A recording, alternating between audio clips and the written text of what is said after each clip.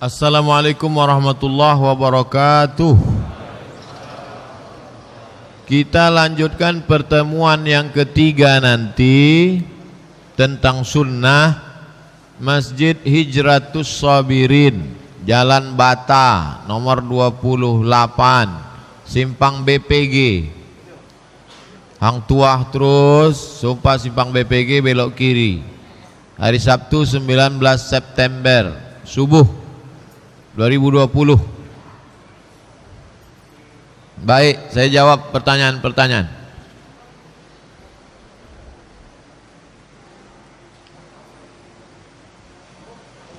Saya Ibu Sukarti, umur 72 tahun dari Jayapura. Jayapura ini bukan dekat Air Molek, itu Japura. Dari Jayapura, Papua. Selalu mengikuti ceramah Ustadz di TV maupun di YouTube. Saya sudah rapid test, dinyatakan sehat, langsung ke Pekanbaru 20 hari yang lalu. Alhamdulillah bisa mengikuti langsung seperti ini. Mohon doanya Pak Ustadz agar saya selamat dunia akhirat. Nanti di akhir majelis kita sama-sama berdoa. Ini banyak kertas-kertas, sama-sama kita berdoa beramai-ramai, karena tak tahu entah dari mulut yang mana yang mengetuk pintu-pintu langit, tak tahu entah dari mulut yang mana ridho Allah itu turun. Itu maka kita doa bersama-sama, karena Allah Ta'ala menurunkan doa bukan karena ilmu orang, bukan karena terkenalnya orang, tapi karena keikhlasan hatinya. Boleh jadi yang di balik-balik tiang yang tak nampak, yang tak dikenal, tapi hatinya bersih. Walaupun tak semua di balik tiang hatinya bersih. Ketika keturunan Nabi menikah dengan orang biasa, apakah keturunannya masih mewarisi darah Nabi? Seperti yang Ustadz jelaskan di awal tadi, sultan itu, nasab itu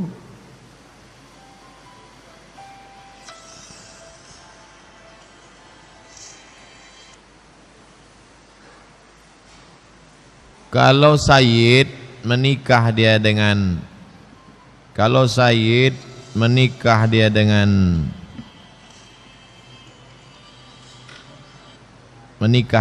orang biasa, maka dia anak-anaknya itu tetap Sayyid. Tapi kalau Syarifah menikah dia dengan laki-laki yang orang Melayu misalnya, maka anaknya tidak jadi Sayyid. Saya ulang lagi, laki-laki Sayyid yang keturunan Hasan Hussein, bukan nama dia Sayyid. Ada juga Pak Said, tidak Sayyid. Laki-laki yang Sayyid, nikah dia bininya Jawa, Batak, Sunda, Melayu, anaknya tetap Sayyid. Tapi kalau Syarifah, perempuan yang keturunan Nabi, nikah dia dengan laki-laki biasa, maka anaknya tidak Sayyid. Jelas? Begitu kaedahnya. Makanya anak cucu Sultan itu Sayyid Syarif, Sultan Syarif Qasim. Sultan Melayu yang Sayyid, Melayu Siak, Sultan Pelalawan, Sultan Pontianak, Sultan Abdul Hamid yang kemarin katanya pengkhianat yang difitnah tuh, Sultan Pontianak. Sekarang Sultan yang ke-14, pendirinya Sultan Abdul Rahim, marganya Al-Qadri, di samping sungai di Kalimantan Barat, Pontianak. Kemudian Sultan Brunei Darussalam. Nah, itu jadi para habaib ini datang ke Semenanjung Melayu, menikah dengan anak-anak sultan, kemudian cucu cicitnya itu menjadi Sayyid. Bagi yang S1, S2 sejarah Islam, coba tulis bagaimana perjuangan para habaib mengislamkan. Mereka mengislamkannya tidak dari bawah tapi dari atas, lewat kekuasaan, dan terbukti efektif. Kesultanan-kesultanan itu menjadi kesultanan yang Islami. Jika suami bersedekah, apakah istrinya ikut dapat pahala?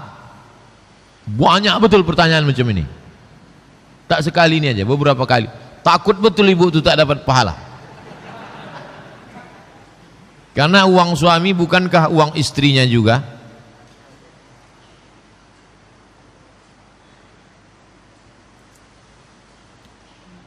Kalau bapak itu bersedekah, apakah ibu itu dapat pahala? Susah saya menjawabnya. Bukankah uang bapak itu, kan itu kata dia sini, bukankah uang suami itu uang istri juga? Pada uang suami itu ada uang istri, tapi pada uang istri tak ada uang. Jelas? Saya ulang sekali lagi.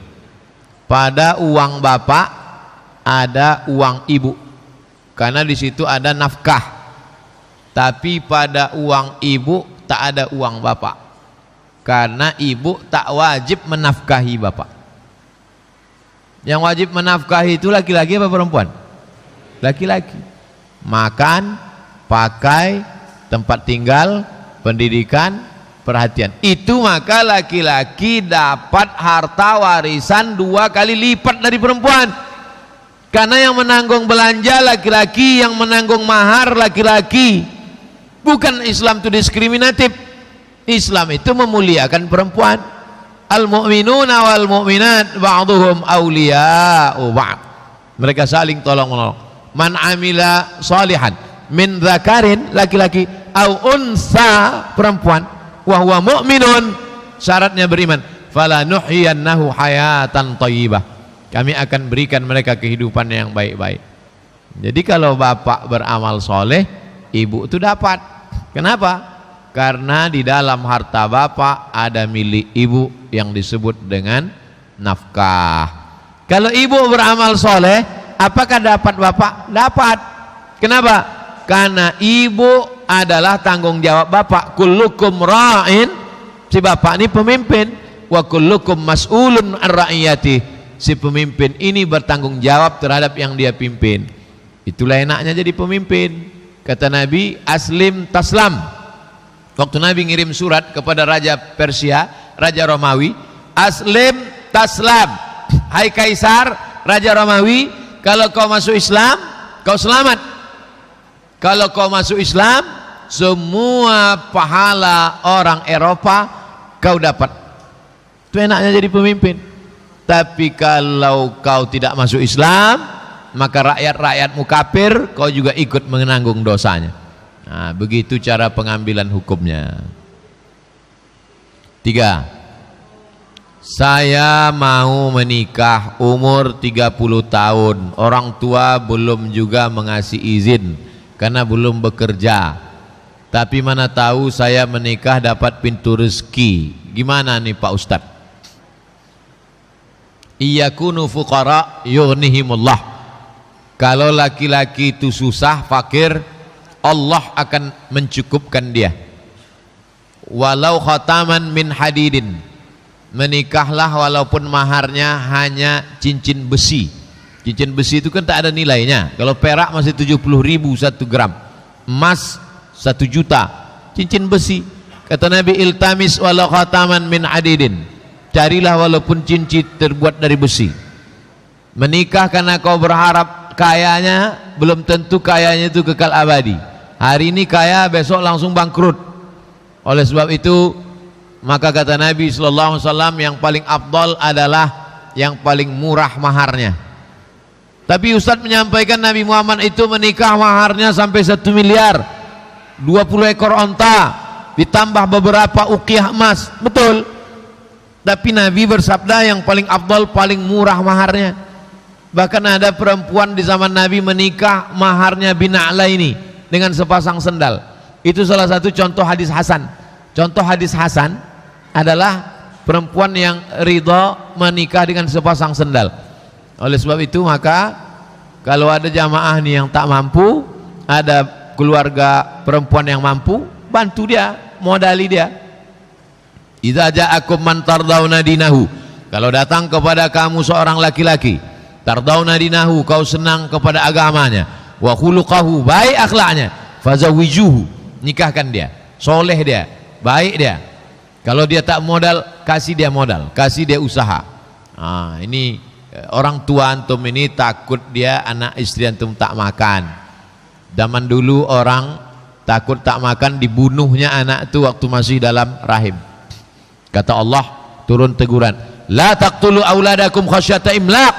Jangan kau bunuh anakmu karena kau takut miskin, takut susah. Nahnu narzuquhum wa iyyakum. Kami yang mengasihi mereka makan, wa iyyakum, mengasihi kalian makan pun kami. Berapa banyak orang yang dulu kaya susah melarat, berapa banyak orang yang dulu susah sekarang kaya raya. Saya diundang buka bersama di Hotel Pangeran beberapa tahun yang lalu. Apa kata yang ngundang? Pengusaha kaya, Ustadz Somad, dulu kami waktu pertama nikah, kalau bertamu ke rumah orang tutup pintu karena dia takut kami minjam beras. Sekarang diundangnya satu ballroom tuh untuk keluarga dia buka bersama. Ibu itu bercerita, dulu Pak Ustadz kalau kami datang ke rumah orang pasti kami dituduh mau minjam beras.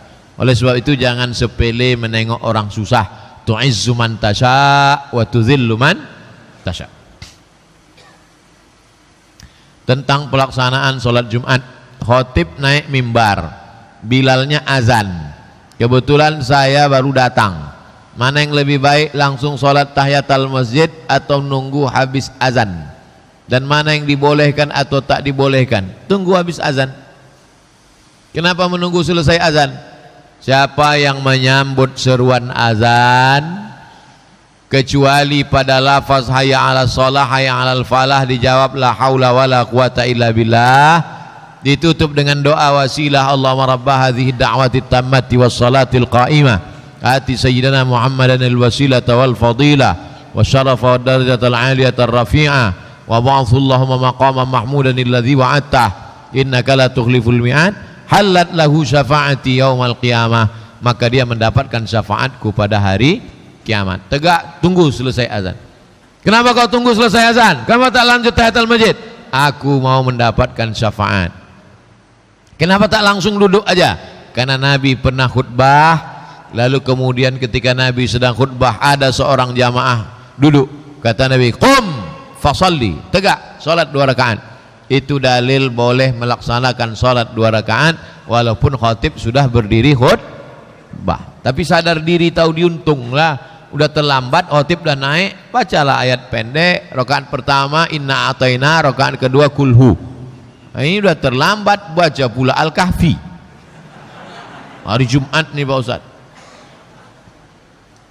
tepi-tepi sana terlambat, tahu diri, tepi sana terlambat, sholat sunat. Ini udah terlambat, tegak sini pakai baju kaos, emang masalah buat lo.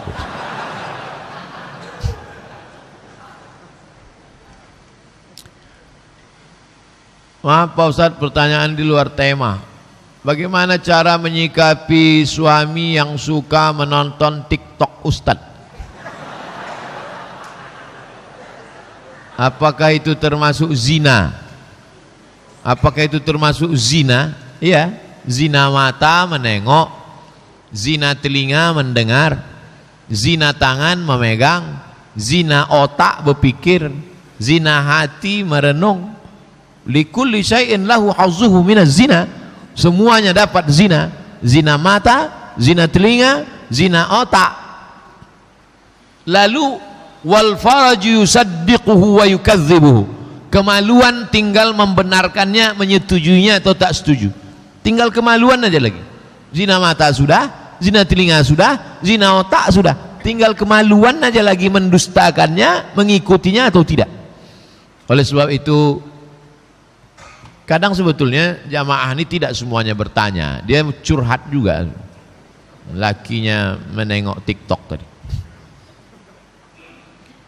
Min husni islamil mar'i tarkuhu ma la ya'nihi. Kalau mau melihat kualitas keislaman seseorang, tengoklah bagaimana dia meninggalkan sesuatu yang tak penting. Kira-kira apa pentingnya ini? TikToknya apa pentingnya? Tak ada pentingnya, tinggalkan. Da'ma yaribuka ila ma la yaribuka. Tinggalkan sesuatu yang meragukanmu kepada sesuatu yang tak meragukan. Bagaimana hukumnya dari yang dipatuhi umat perintah Rasul atau pemerintah tentang sah apa tidak sholat berjarak dan pakai masker. Pernah saya baca bahwa sholat berjarak ini dapat memecah belah umat.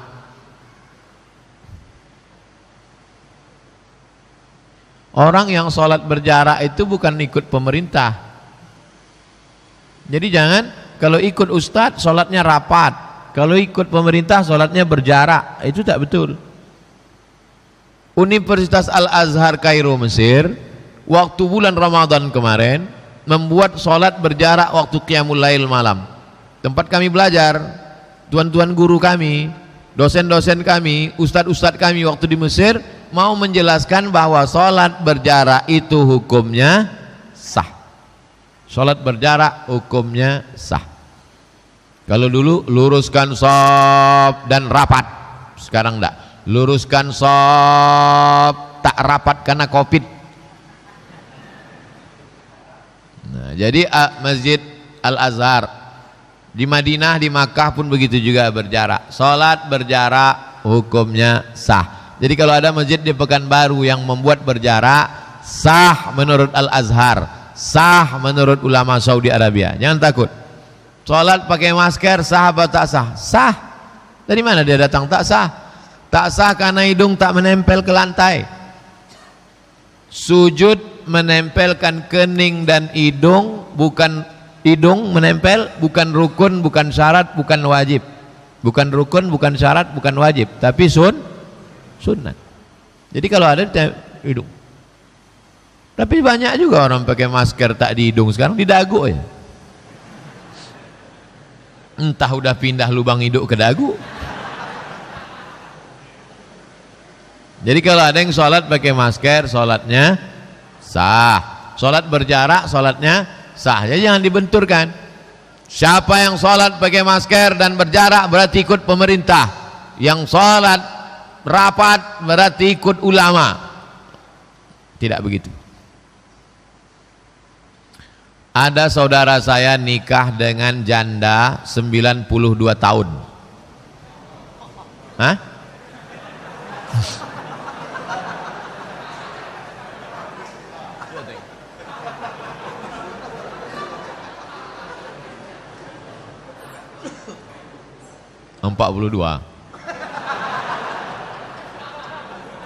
Beli 1 dapat 3, buy 1 get 3. Maksudnya bebini dapat anak 3. Tak sesuai sama lagunya kan beranak ampek dan nanti juga. Orang tuanya tak restu karena perbandingan umur 42 dengan 22. Bagaimana sikap yang tepat kepada orang tuanya Pak Ustadz? Ibu, bapak yang anakmu umur 22 mau nikah sama janda 42,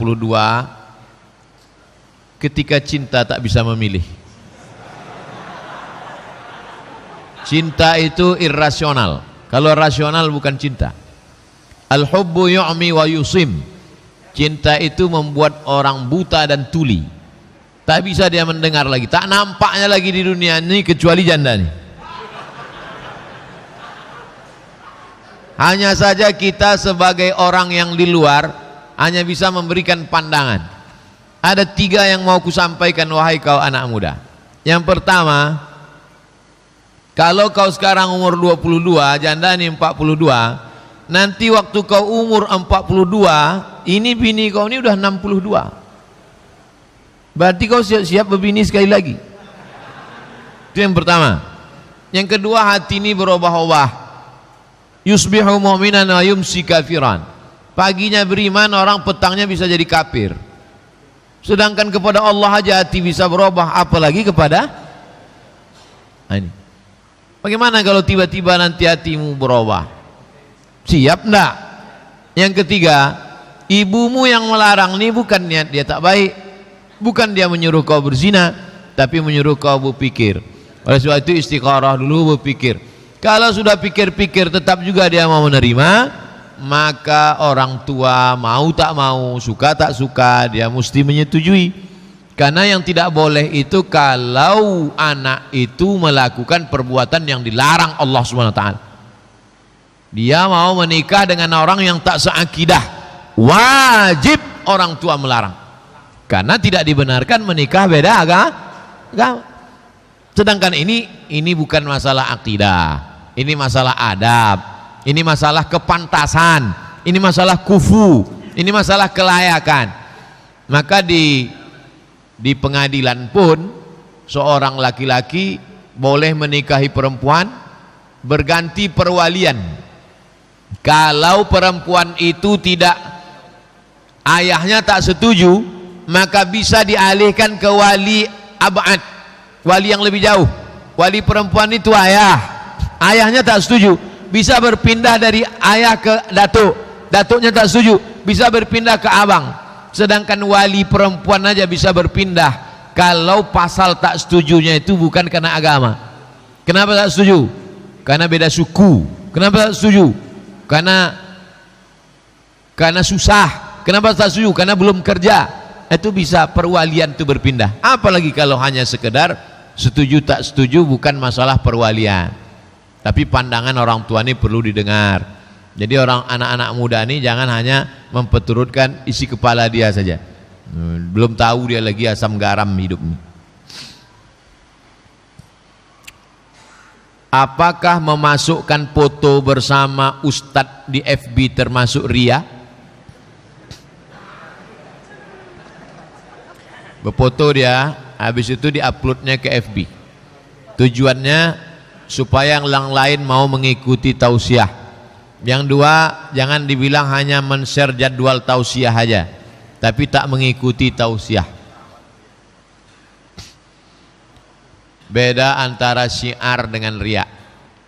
Kalau sekedar untuk syiar berfoto dia dengan Ustadz A'agim, berfoto dengan Ustadz Fulan, lalu kemudian dia ajak, marilah kita hadiri tausiah pada tanggal 19 di masjid. Nah, itu syiar tuh. Hilang pula iklan tadi. Buat update, ikutilah kajian subuh di Masjid Hijratus Sabirin, Jalan Bata nomor 28, Simpang BPG, Sabtu 19 September 2020, kajian subuh. Nah, cukup itu aja, yang lain-lain. Bagi Anda yang ingin kontak person, hubungi saya. Apa pulanya? Untuk syiar, untuk iklan boleh. Gimana caranya agar mudah berjumpa jodoh? Jumpai Ustadz Al-Nob. Ustadz Al-Nob ini banyak stoknya.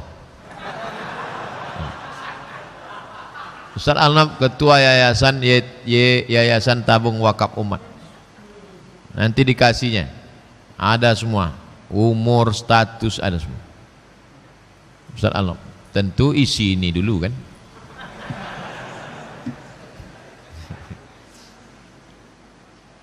Langkah rezeki pertemuan maut siapa yang mengatur? Allah. Coba tanya ibu-ibu bapak nih, gimana berjumpa? Ibu yang perempuan tanya ibu, bu, gimana jumpa bapak itu dulu? Setiap ini tak ada satu ceritanya. Lain kepala, lain orang lain cerita semua, macam mana pertemuan dia dulu. Langkah rezeki pertemuan maut kuasa Allah. Iyam sasqallahu bidurrim fala kashifalahu illahu. Kalau kau ditimpa musibah, tak ada yang bisa menyingkirkannya kecuali Allah. Wa in yuridka bi khairin fala radda li fadlih. Kalau Allah ingin mempertemukan engkau, tak pula ada yang bisa menghalanginya. Makanya selesai sholat kita katakan, la mani'a lima a'taita wa la mu'ti'a lima mana'ta. La mani'a lima a'taita. Kalau engkau mau mengasihi, tak ada yang bisa menghalang. Wa la mu'ti'a lima mana'ta. Kalau engkau mau memberi, kalau engkau melarang, tak pula ada yang bisa menghalang. Itulah tauhid.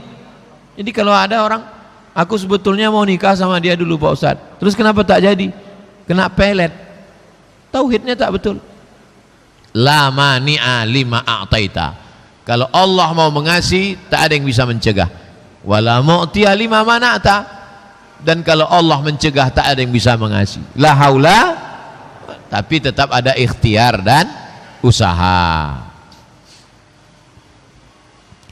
Orang meminjam uang dengan kita, sudah diminta berkali-kali tapi selalu mengelak. Memang begitu. Bukan kau aja, kami pun kena juga. Bahkan sekarang susah menghubunginya. Saya dikasih 3 nomor handphone, 3 tak aktif. 3 nomor handphone. Kenapa kita senasib? Bagaimana kita menyikapinya Pak Ustadz? Saya datangi ke tempat dia kerja, jumpa. Oh, nomor saya, nomor kau 3, aku telepon kau tak angkat-angkat. Nanti saya bayar. Kapan kau bayar? Nantilah ini. Kapan? Dia sepele, ditengoknya saya kurus kan? Tengok sepele. Dulu sebelum viral. Dulu lama. Besok pagi kau bayar di sini, ini tempat besok pagi. Kalau besok pagi tak kau bayar, ku kapak kepala kau.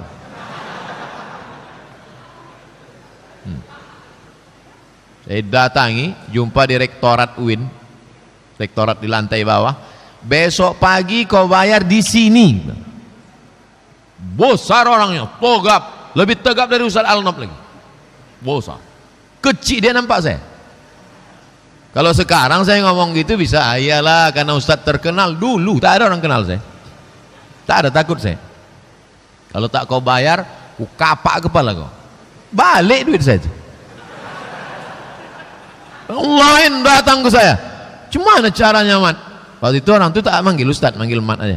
Sekarang baru saya orang dimanggil Ustadz semua. Gimana caranya Mat? Mau ku kapak kepala dia, balik duit. Cara yang kedua, fa in kana dzu usratin fanaziratun ila maisarah. Kalau dia dalam kesulitan, kasihlah dia waktu lapang.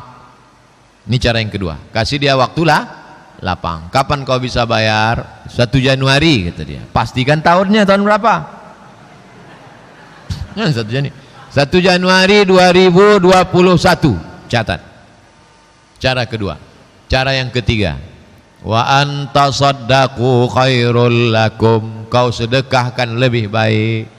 Aku asal mengenang kau ni makin sakit jantungku, asam lambungku naik, asam uratku turun, darah tinggiku naik. Daripada aku susah hati sempit, paru-paruku sesak, ku ikhlaskan aja lah. Banyak pula habis minyakku mengutipnya lagi daripada, maka ku ikhlaskan aja, ambil. Wa antasaddaqu khairul lakum. Kau sedekahkan lebih baik. Yang menghafal ayat ini yang memberi pinjaman, bukan yang meminjam. Jadi sekarang banyak yang menghafal ayat ini yang meminjam. Pas giliran kita tagih, kapan kau bayar? Wa antasaddaqu khair. Awak pula diceramahin. Kalau udah diikhlaskan, jangan diungkit-ungkit lagi. Jangan kemana-mana cakap kan, aku dulu udah ku ikhlaskan sama dia itu. Aku udah ku ikhlas. Tapi kaji kita tentang man sama Allahu bihi. Siapa yang suka memperdengar-dengarkan, maka didengar-dengarkan Allah pula nanti ulahnya itu pada hari kiamat. Saya mau buat spanduk donatur bulanan. Lalu saya bilang kepada pengurus yang buat spanduk donatur bulanan ini, karena pengurus takut nggak ada yang mencatat nama di spanduk donatur itu, maka saya bilang, mari buat dan masukkan nama saya yang hina ini, perkara ini dalam spanduk donatur bulanan, motivasi yang lain. Buat spanduk pembangunan parkir Masjid Raya Senapelan yang tak siap-siap dari sejak zaman dulu. Misal. Lalu kemudian ditulislah nama. Boleh tak menulis nama itu? Hadis tentang Abu Tolhah berwakaf tanah depan Masjid Nabawi dengan sumur-sumurnya. Ada, masyhur diriwayatkan oleh para ulama. Abu Talha, Hadis tentang Abu Dihdah mewakafkan tanah isinya kebun korma 600 batang. Masyhur diriwayatkan ulama. Hadis tentang wakaf Bi'ru Raumah, sumur Utsman bin Affan, sampai sekarang mengalir pahalanya di Madinah. Sekarang saya tanya, boleh tak menulis nama?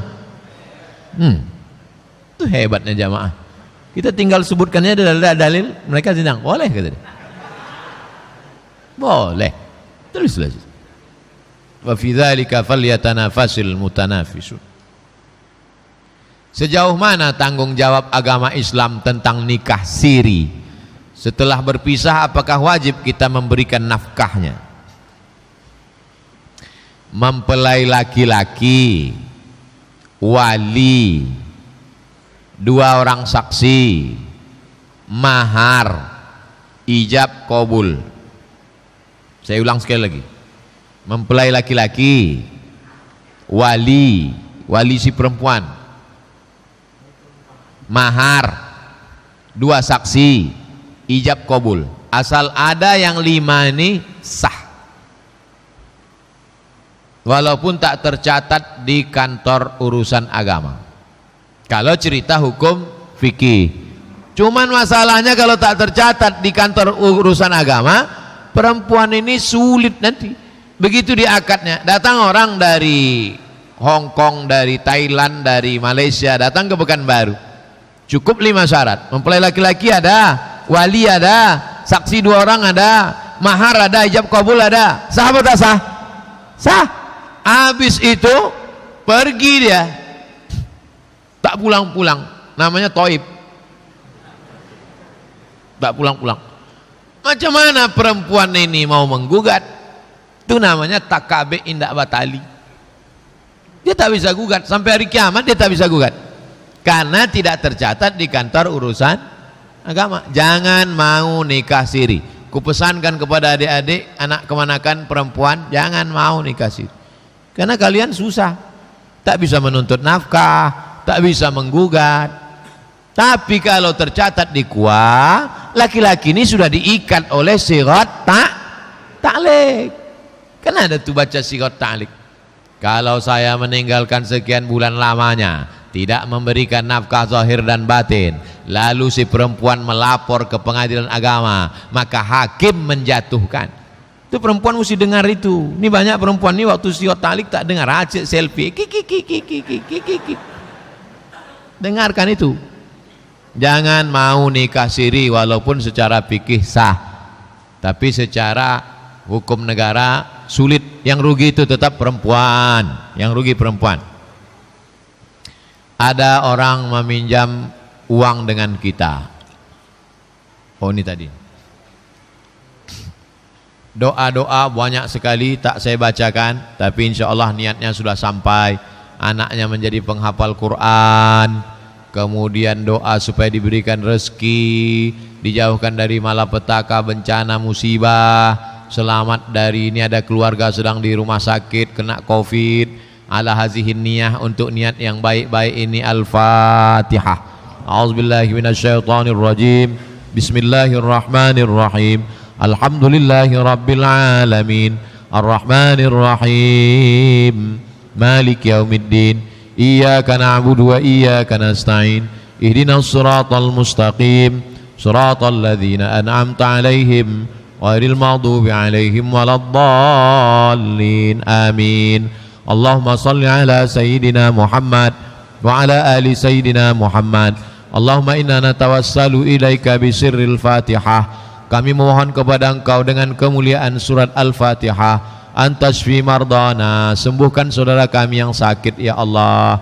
Wa tarham mautana, saudara kami yang meninggal lapangkan kuburnya ya Allah. Allahumma ja'al abna'ana wa banatina minas salihin was salihat. Jadikan anak-anak kami menjadi anak yang saleh dan salihah, min huffazil Quran. Jadikan mereka menjadi para penghafal Quran. Wahfazhum min kulli su' wa syar. Jaga anak-anak kami dari segala perbuatan maksiat dan dosa. Jaga mereka dari penyakit kajian